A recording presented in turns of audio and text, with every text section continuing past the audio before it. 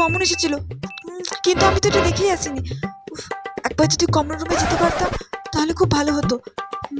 কি করব, ম্যামকে একবার বলে দেখবো যেতে দেবে কিনা। হ্যাঁ, এক কাজ করি, ম্যামকে একবার বলেই দেখি। ম্যাম, একবার কমন রুমে যাব? না, সবাই একসঙ্গে যাওয়া হবে না, রূপালি গেছে, ও আসবে তারপর। ঠিক আছে ম্যাম। এই রূপালিটাকে না এক্ষুনি কমন রুমে যেতে হলো। উফ, ওই তো চলে এসেছে। ম্যাম, এবার আমি যাব। যাও। ব্যাস, কমন রুম থেকে সব দেখে চলে এসেছি, এবার ফটাফট লিখে দেবো। হ্যাঁ।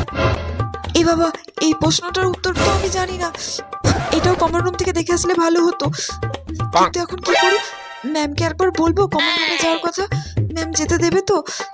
হ্যাঁ, একবার বলেই দেখি ম্যাম কি বলছে।